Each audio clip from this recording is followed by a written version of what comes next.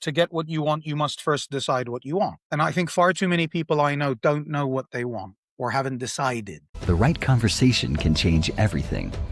This is Mirror Talk, Soulful Conversations.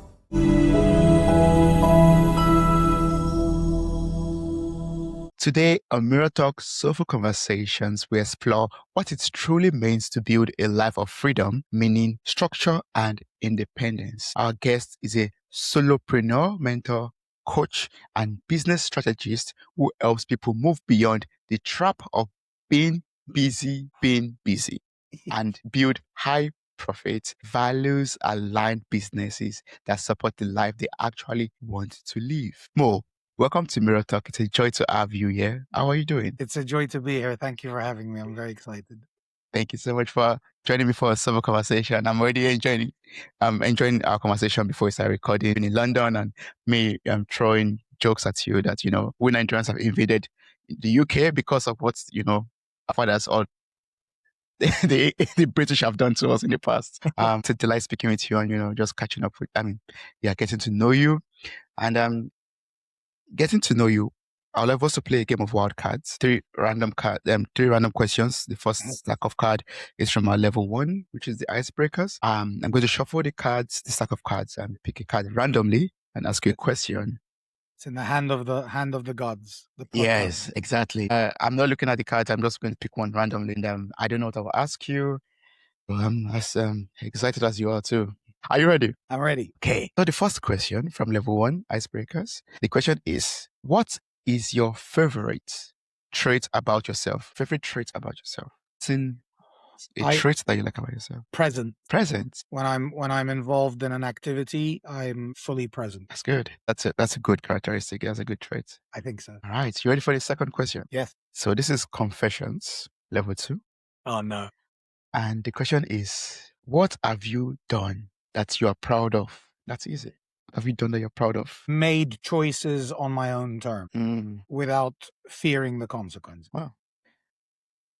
That's kind of like a privilege also, right? Not a lot of us get to make choices on our own terms. Maybe. That's good. It's something to be proud of. All right. Level 3, getting deep. You ready? So the question I pulled out from the stack of cards. The question is, what have people always misunderstood about you? That I don't take things personally. It looks like I am, but I take the action personally, or I take the decision that they made personally, and I might criticize that or show annoyance about that. But I don't take it personally against them. The grudge, like I show my frustration or my disappointment or my anger or whatever it is, and that's it. I forget about it. And they seem to think it mellow, it lingers. And probably because with them it lingers. If they have the same reaction, they tend to take it personally. That's my assumption. But I don't take anything like I don't think I'm better than anybody. That's good. As a human being, maybe I'm better at some things and not so much better at other things. But as a human being, I don't think I'm better. I think we're all flawed, and we have emotions, and we have things that get in the way, and we get distracted. So yeah, I don't hold things against people, and people seem to hold things against me. So I think I'm misunderstood in that regard. Very good. Yeah. Well, that's a wonderful trait, I would say also, not to take things too personal. I guess it also removes a lot of stress from your life if you don't take things too personal. Yeah, it's the stoic part. It's like I think it's a Buddha quote. He says if you hold a grudge against someone, it's like you're drinking poison, hoping that they get hurt. Yeah. Yes. It's in and that's why I like to share my frustration, because I want to get it outside. Because if I hold it in, it's like holding in the poison. And so any negative energy, I try to get it out. And I try to use humor as much as possible. But sometimes people don't get my humor either. They think I'm being serious. So, yeah. I can relate with that.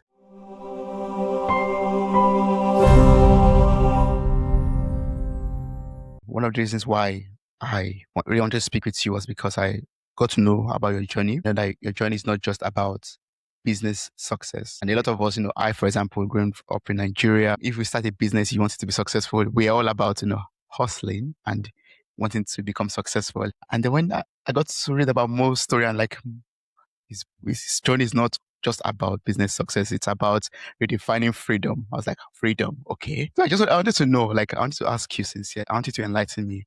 When did you first realize that success on paper was not enough for the life your soul truly wanted? First of all, the word success is a tricky word because Mm. it depends how you can choose what success is for you, right? Yes. I don't think I was ever a successful business person, even though there were some successes depending on how you want to define success. And I think the reason is the better I did at business, the less free I felt. Why? More investment, more responsibility, more staff, more regulation, more landlords, more suppliers, more contracts, more negotiations, more expectations, right? It's the idea that with great power comes great responsibilities, that kind of idea. So Oh, you know, yeah. when I'm Okay. feeding 74 families and it's dependent on me, and you have the landlords and you have the partners and the investors and the bank manager, it's like, it's a lot to deal with. And I realized I didn't want any of that. And I was like, how the hell do I get out? How do I get out of this? And so freedom's an interesting concept too, because it's like, free of what? Yeah. Like, it's multidimensional, right? Free to think, free to speak, free to move, you know? Yes. And so independence is probably a better word for it than freedom for me. And independence is, I can do what I want, when I want, whenever I want, from wherever I choose to be, Mm. without relying on any particular individual or group of individuals or groups or organization. Any particular, that's the important thing. Obviously, I'm relying on the internet now, and I'm relying on, you know, certain things to be provided for me to be able to live my life. Yeah. But I can find that in multiple places, and I don't owe them anything. I just get access to it. So this obligation idea, I owe you something, or I have to do something to make you happy, I think is what I wanted to remove from my life. And that's what I meant by I make choices on my own terms. Yeah. Freedom for me is mental freedom. Like, do I feel guilt towards something, or do I feel ashamed, or do I feel like I have to explain myself, or do I feel like I have to justify? And I don't want to be able, I don't want to do that to anybody. Mm. I don't think I owe anyone anything, really. And so that's for me the path of independence. It's being able to wake up and do what I want to do without remorse and without guilt and without fear and without having to explain myself to anyone. Like, no is the full answer. Yes is the full answer. No is the full In answer. fact. No explanation necessary. Yeah. Yeah. And that is a very good definition of success. Being able to wake up to do what you want to do without. Yeah. If people want that, but then I have people say to me, I want freedom is my number one value, but they have like 4 kids, 4 dogs, 2 mortgages, a business, a husband, an ex-husband. And it's like, I look at that and I go, where's the freedom? But they define it differently. And so, or if you want to be part of a team, if you want to be a rock star and you need band members or a football player, you know, like JJ Okocha or something, and you need your football team. Yeah. You have to contribute to your teammates, and you can't say to them, I want to train from where I want to train. Yeah. Or I don't want to play today, or I don't want to play on. It's like, no, you have to. That's so I think if you need connection, and then, or if you want kids, like I don't want, like I'm a proper solopreneur because I don't even want kids. I don't even want a relationship, intimate relationship really, unless it's the right environment. So for me, I'm very unique. I seem to be unique in that way. I don't know if people want it or not. I don't know. But you know, you're going to sacrifice something. With kids, you're going to sacrifice something. With stability, you're going to sacrifice something. With freedom, you're going to sacrifice something. Mm. You have to pick your path. And that's what I mean by on my own terms. Yeah. I'm choosing this. It's not the circumstances or just the way it happened. I'm choosing it, knowing full well what happened, what I lose and what I gain from it, and what I would lose and gain from another path. Yeah. And I'm fully committed and present to that path. And that ties in all your first questions actually together quite nicely. Yeah. Success and freedom, they are very relative and very individual. It depends on what you want to achieve in life. It depends on your purpose in life also. I think also it depends on the phase of life that you are in. Even in the phase of life where you have to train and you have to, like you said, the example of football players, team players, you have to, you know, be in a team and work with them hand in hand. And your freedom is different from when you are not in a team, basically. Sure. But there are decisions you make that, like if I decided to have 5 kids when I was 25, because that's the phase of life I'm in, I can't then say, okay, now I don't want to be a father. Well, you can, I suppose. You can just leave your kids and say, I have nothing to do with them anymore. That would be horrible. Yeah, but I think the answer is, you know, the quote, I don't know whose quote it is, to get what you want, you must first decide what you want. And I think far too many people I know don't know what they want or haven't decided, right? They want opposing things, freedom and family, for example. And again, but their freedom is different. Yeah, but I ask them, what do you mean by freedom? And they don't know how to explain it. Or what do you mean by, people say they want to be happy. And I go, what does that mean? And they don't know how to explain it. It's usually more money and good health and good relationships. And it's like, yeah, everyone wants more wealth, more health, and better relationships. Better, we can say. Everyone wants better health, better wealth, better relationships. Everybody. Who says, no, I want worse health and worse, unless you're corrupted, but that would be for other reasons typically. So I think we're all the same. We all want the same thing, and that's to have more out of life. And the more relationships and the more wealth and the more health you have, the more you can get out of life. And I think that makes us all the same. But what path do you want to take to get there? That's what makes us different. Yeah, that's what makes us different. When you gave your answer, I was like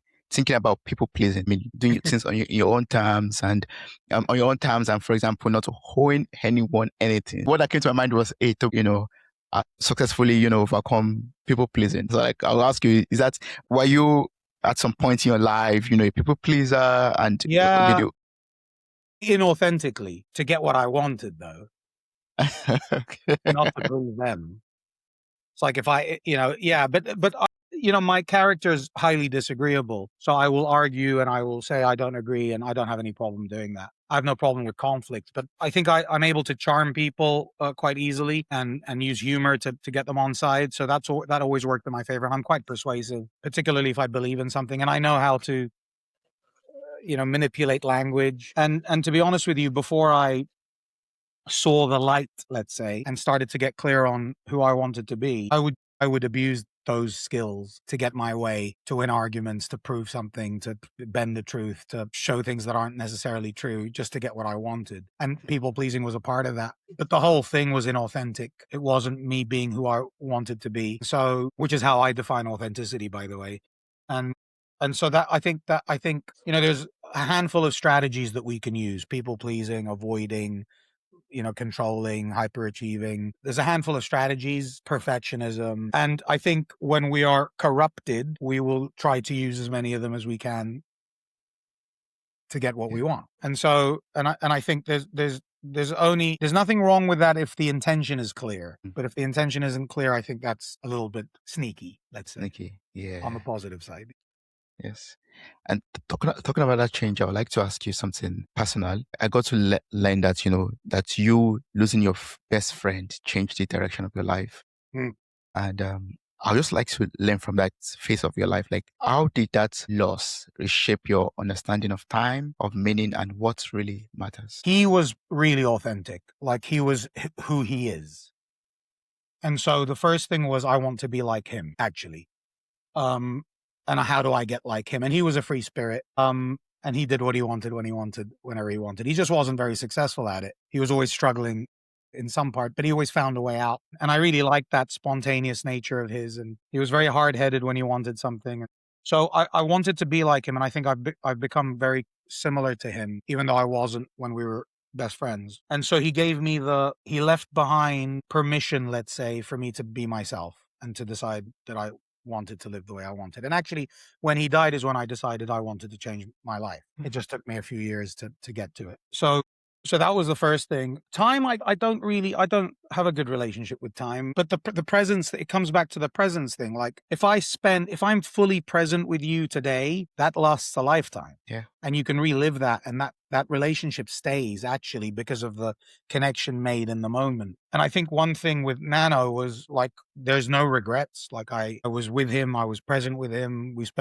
When we spent time together, we were fully together, and we did the things we wanted to do. And so I can relive those moments, actually. And so that's a better way of me explaining how if it's not painful, it wasn't worth the effort.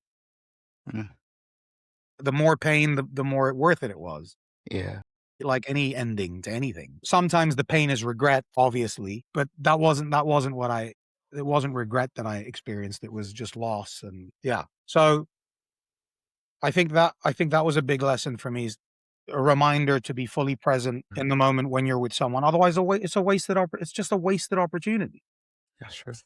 To be somewhere physically, but somewhere else mentally or psychologically or spiritually. I think that's disingenuous to the people that you're around. That's why I get along with children so well. People always say to me, why do kids love you? And it's because I'm fully present with them. And I don't judge them. I don't look at them as kids. I just look at them as human beings, and I try to get to know them. And fully attentive, and I try to understand what they want and what they say and how to make them laugh and how to get them thinking, and they appreciate that. Anyone would. A dog would. I look after dogs and cats when I used to do house sitting, and it's like the same thing. If you're fully present with the dog and the cat, they connect with you and they appreciate you, and it's the same with anything, really. I think so.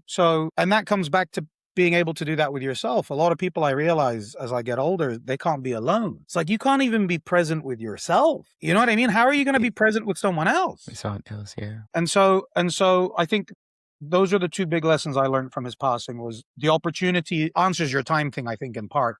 If you're going to, we can't get time back. We can get money back, maybe health back as well, depending on the situation. Maybe get relationships back too, if we lose them. But we can't get our time back. So how do you make full use of that time? Do the things you want to do and do it fully and unconditionally and with full presence.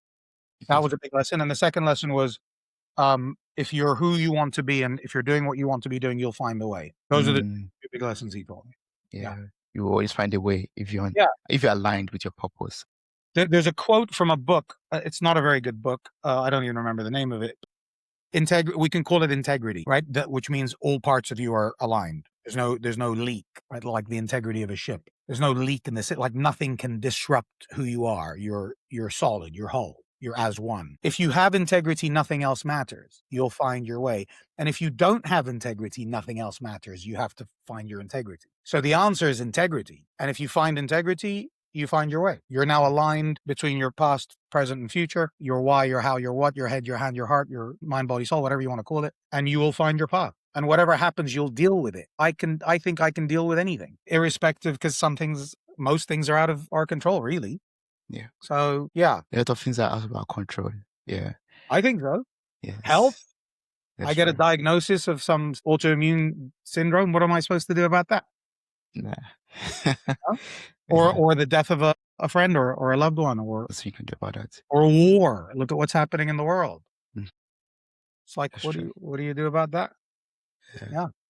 I'm learning so much from you already. But I already think about a listener out there who is asking right now, like, Mo, you've been talking about presence and being present, and I don't even understand what that means. It's so abstract to me. Like, how do I become much more present in my day-to-day activities and everything that I do? What are like some things I have to do, to bring back my mind and my thoughts and my everything to the present moment? I'm not the right person to answer that because I've always had that ability. Like when they say like there's a footballer who's really good at football, but they can't coach, or a guitar player that's amazing, but they can't teach because it's a different skill. I think one of the lucky things about me is I was always able to be present. I don't know how else to be, really. And when I'm distracted, it's usually because there's something unresolved.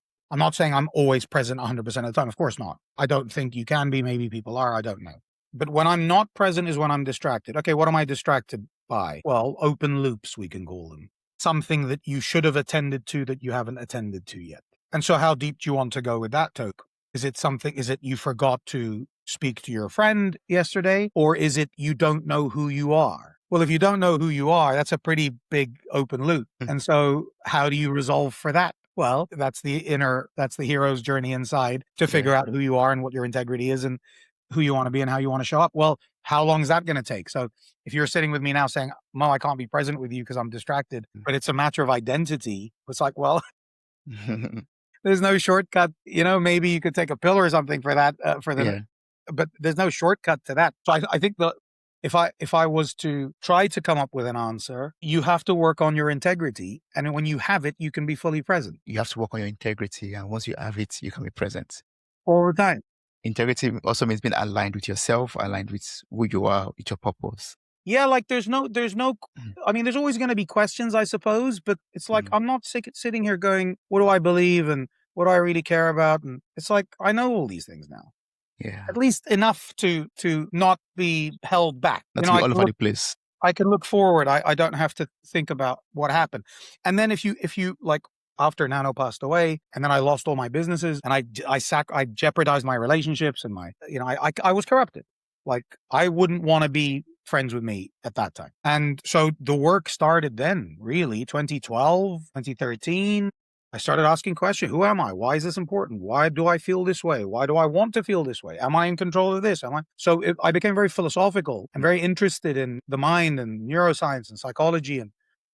And so it's been 11 years of me working on this. And I would say it took 3 to 7 years probably to really ground myself properly. And there's still bad parts of me that come out occasionally that I have to catch and go, no, that's the old Mo. I need to stop doing that, or I want to stop doing that, more importantly. So I think that's the right answer, I think. Yeah. I mean, thank you so much for doing your best to answer the question. Okay, Because I know it could be challenging when you are already on that path already, and it feels like who you are. And someone asks you like, okay, how do I breathe? You're like, okay, how should I explain how to breathe to you? Because I don't know, it happens naturally.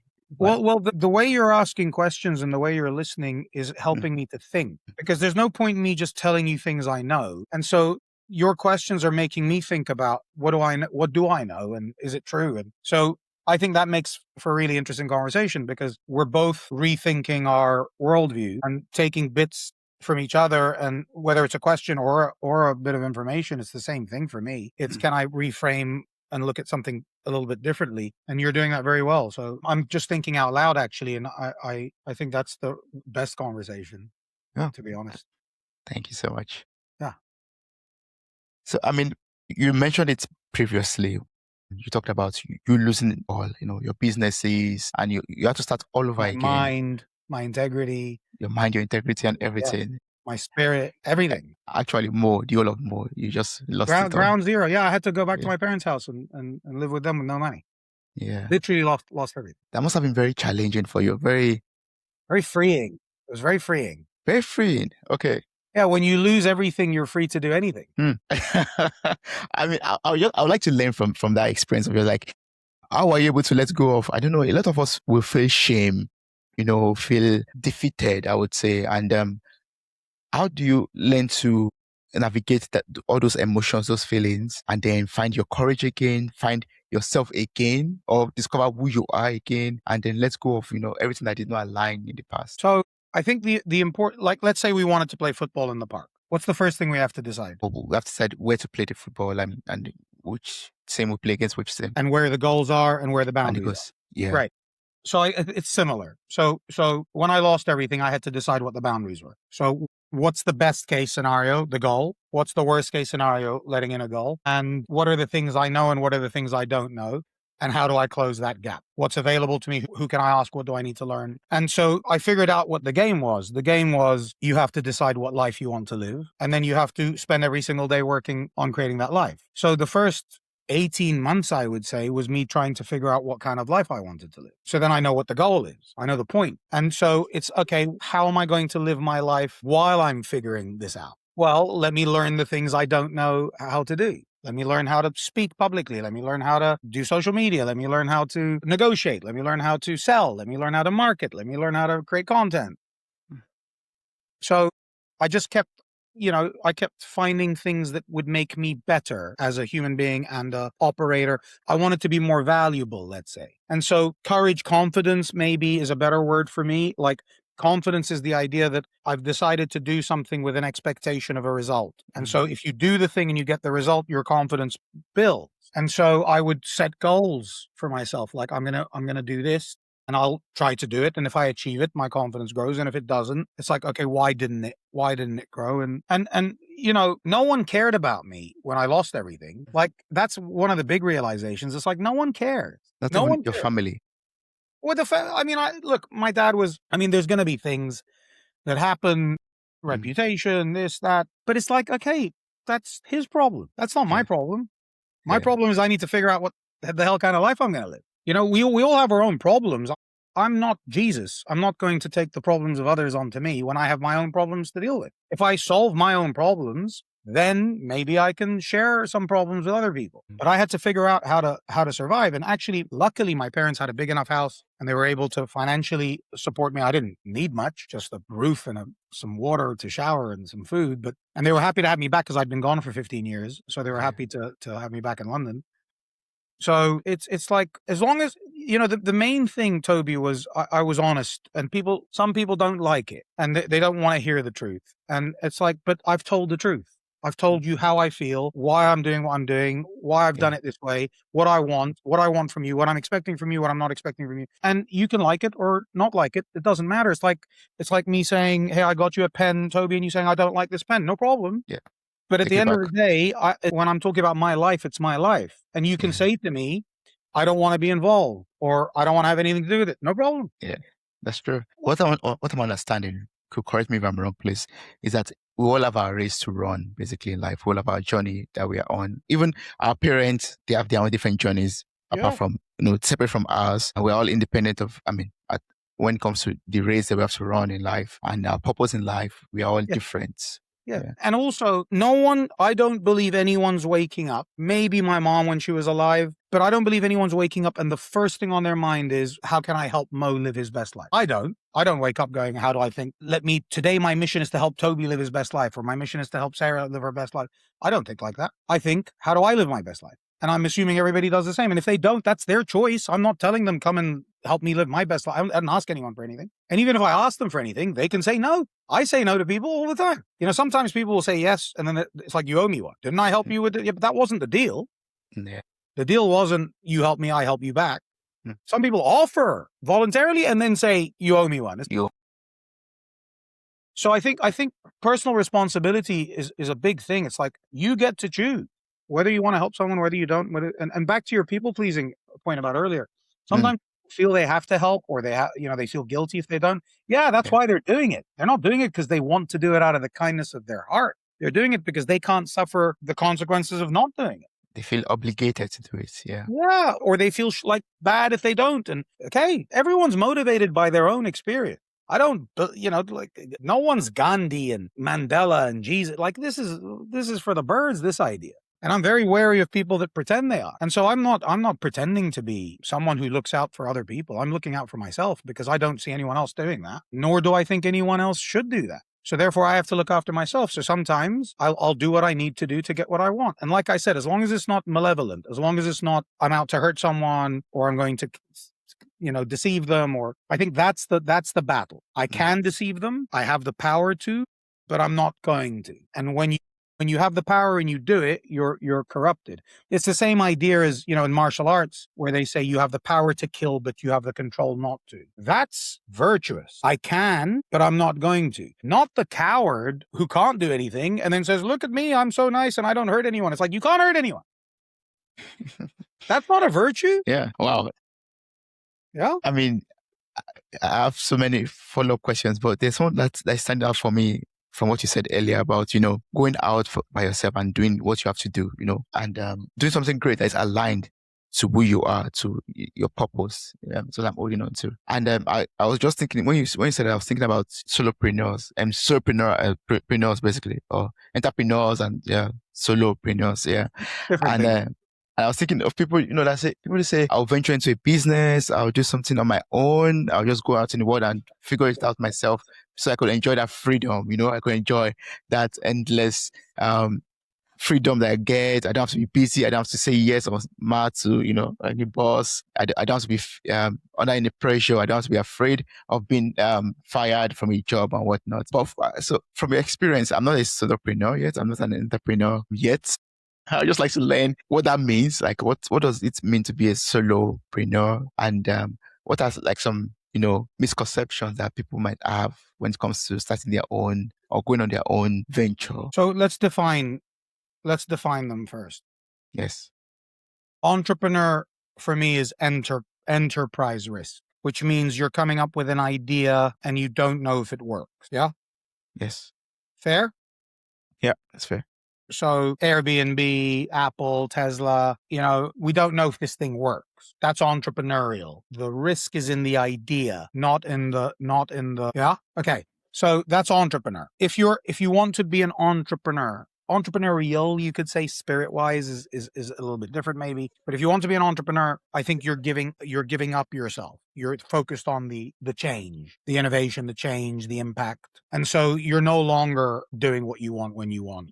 Well, maybe that is doing what you want when you want. But from at a individual level, you're not doing what you want because you're reactive to the market and the investors and the customers. And it's not that freedom lifestyle idea that I wake up and I do what I want. And then so a solopreneur, would be the opposite of that. It would be doing what I want, when I want, irrespective of everybody else. Everybody else. And I think they're opposite ends of the scale. Risk and the entrepreneur, for the entrepreneur is the enterprise. The risk with the solopreneur is it's me. I'm taking everything on, and I either live my life or I don't. And if it works, suffer. And if it doesn't work, if it works, I benefit. And if it doesn't work, I suffer. Nobody else cares. There's no investor. There's no partners. There's no, like, you know what I mean? Yeah. You're on You your see, own. like when Steve Jobs died, it was like a prophet died. It's like, oh my God, the solopreneur dies, no one cares. So that's the difference between the two. And then in the middle, you have business owner, right? If you and I opened what's it called, Jollof? What's your favorite? What's your favorite? Yeah, jollof rice. Yeah. Yeah. So if we open a Nigerian Jollof restaurant, cafe, sit down, whatever, in Frankfurt, and we know there's a Nigerian community, that's not entrepreneurial, because we know that Jollof rice sells, and we know there's a Nigerian community, and we know that restaurants are work. So it's not, you're not the same as Elon Musk if you open a Jollof rice place. I thought we are all the same. We are all business owners. Yeah, well, he owns Tesla. I own a jollof rice joint. So right. But Tesla was a risk. The idea was a risk. Everything's a risk. Crossing the road's a risk. But the point is on the enterprise side. And then you have people that want a business because they don't want to work. And then you have people that want a business because they want freedom. And then you have people that want business because they want to be the boss. So there's lots of different motivations behind being an entrepreneur, solopreneur, whatever it is. And I think that's the problem, is people are not often clear on it. And so what I would say about entrepreneurial types is, it's not I'm going to be an entrepreneur. It's a spirit. It's a natural role. It's not I'm going to change jobs and go from project manager to entrepreneur. I think people who are entrepreneurial are entrepreneurial. And then you have people that are operational, that are business savvy, that know how to operate and bring together a group and a project and develop. And they often come from corporate because that's where they learn, or academia even, or engineering, and they know how to operate. That's one of the things I didn't know how to do. That's a common misconception, by the way, is the best business owners are not the creative types. They're the operators. That's why building a business needs a different skill set to sustaining or maintaining or stabilizing a business. And often it's a different CEO, it's a different team, it's a different structure. So the creative energy and the chaotic energy is what entrepreneurs typically like, not the boring, I'm coming in every day and running the machines and everything's working the way it should be. And that's what I didn't like. And that's why I got bored very quickly in my businesses. But I didn't understand this. If I understood it, I would have put in some boundaries and structures in place to support me with that. I just thought, I'm bored, I want to go do something else, because that's how I live my life. So a lot of this idea about how do I and what do I, and it's complicated, because what's the idea? What kind of life do you want to live?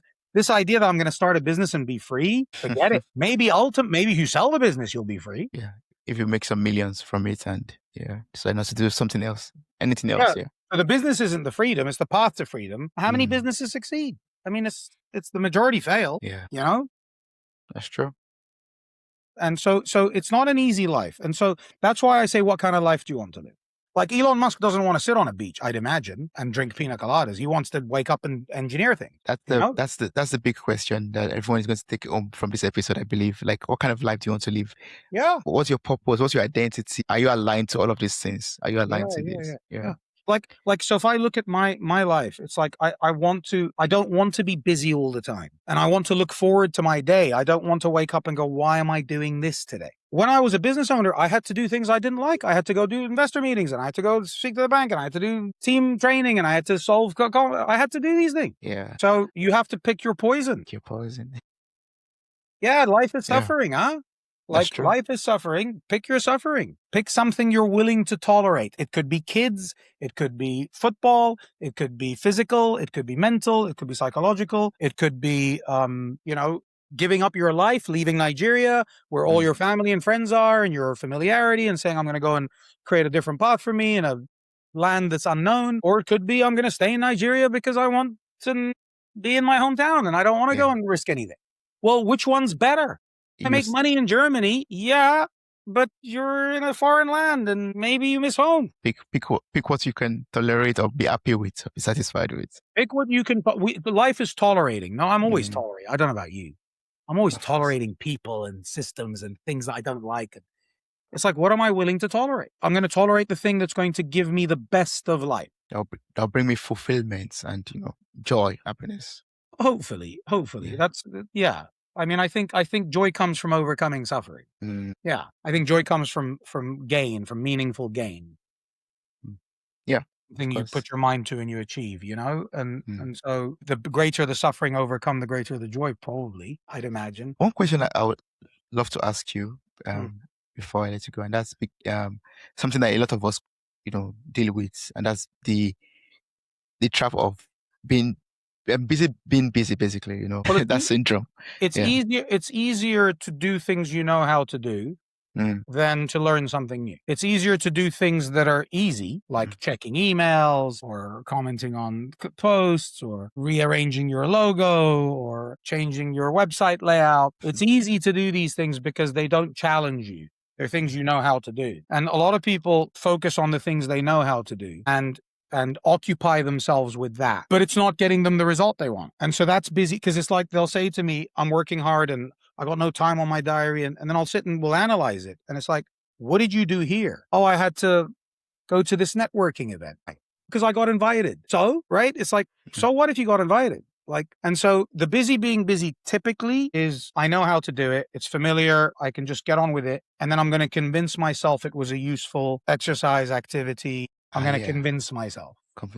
Yeah. Whereas busy, progressing, developing, growing that was tough. And I didn't know what the hell I was doing. And I've learned something now, and I've got some scars and some bruises. And tomorrow I'm going to be a little bit better because of it. And so that's where you confront your confidence and your courage and the things you talked about earlier. Yeah. Or at an even more basic level, it's doing what you need to do. Like if you need customers, you should wake up and look for customers. What else are you doing? If you need a job, if you have no job and you need a salary, you're going to wake up and you're going to send your CV out and you're going to go for as many interviews. What else are you doing?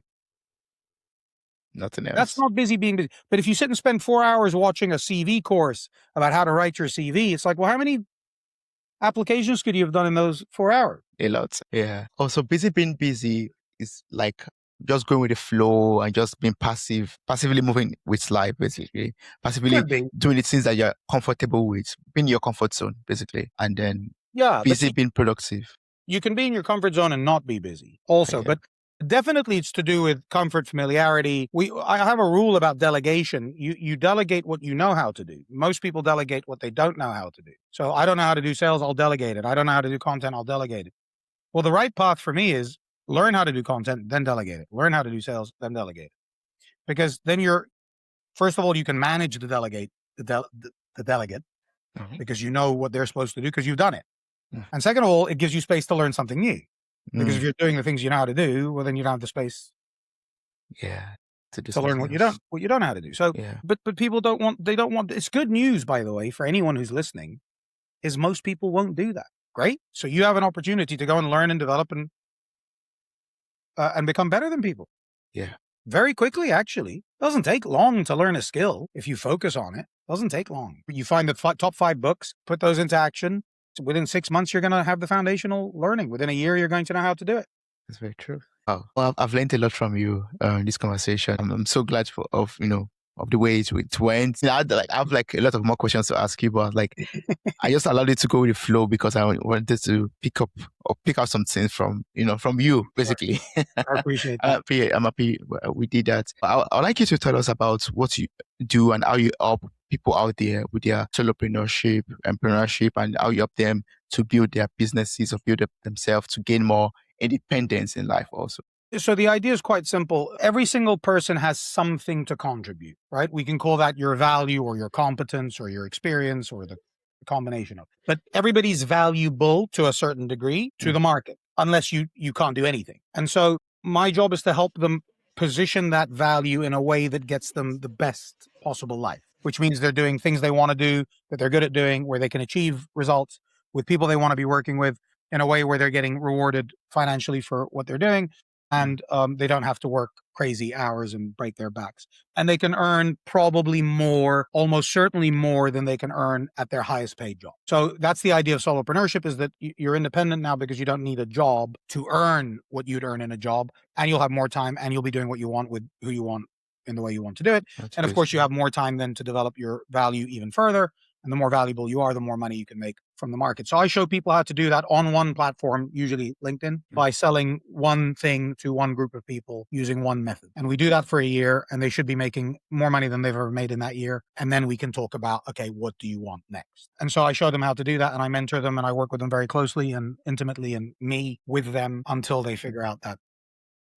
Oh, that's very good. That's like having a one-on-one, session with people and It's guiding a them on their mixture. journey. It's a mixture one-to-one group workshops, but the idea is they have access to me Mm. and they can talk to me directly. I'm not one of these, 180 people in a room and maybe you get to ask a question, and I don't do things like that. Small group of people every month. I start with 5 or 6 people, and they're with me until they hit their goals. There's no time limit. There's no clock watching. No pressure. No pressure has to come from you. I'll put you Okay. under pressure for sure. But yeah, the idea is we have a goal and we're going to get to the goal. So I'm like your temporary co-founder in some sense. Oh yeah. Yeah. Sounds good. And Yeah. I run a masterclass about this. I'm happy to share the details with you and your guests. They can sign up. Actually, we got a special link for your guests to sign up on. They'll get some free bonuses if they're interested too. But I run a masterclass explaining how I do it. It's a live masterclass, so they can come and ask me questions. And whenever this episode comes out, you can put the latest link in, and they can sign up to that.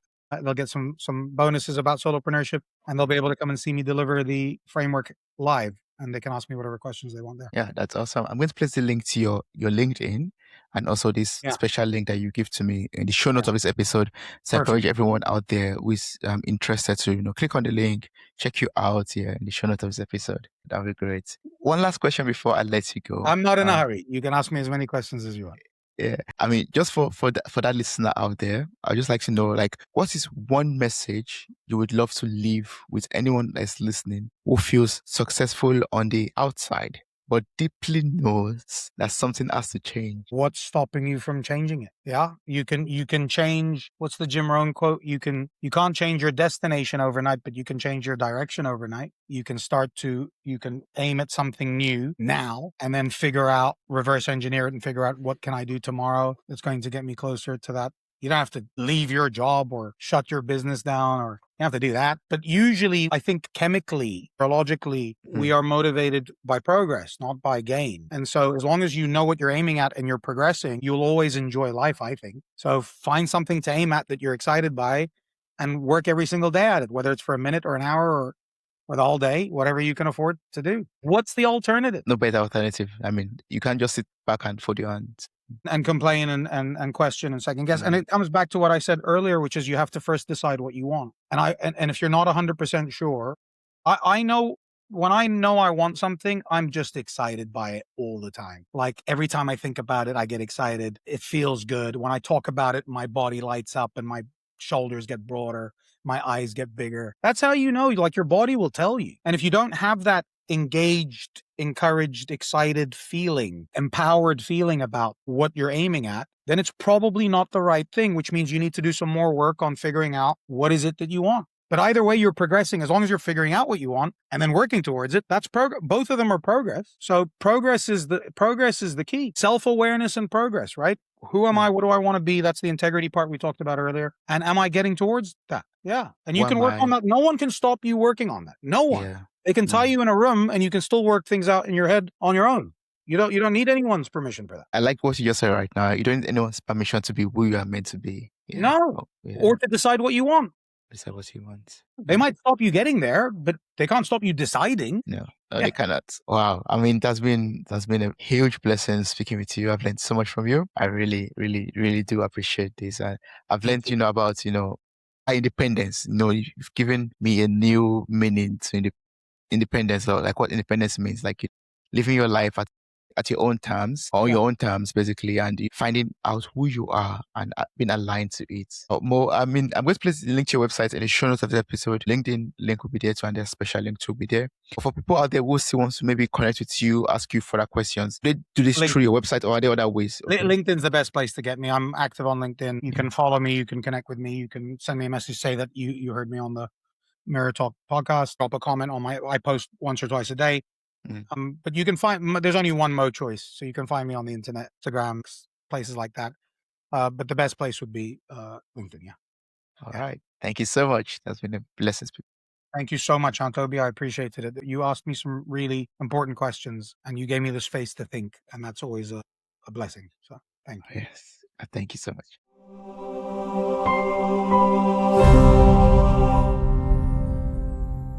If this conversation resonated with you, consider following or subscribing to Mirror Talk on your favorite podcast platform.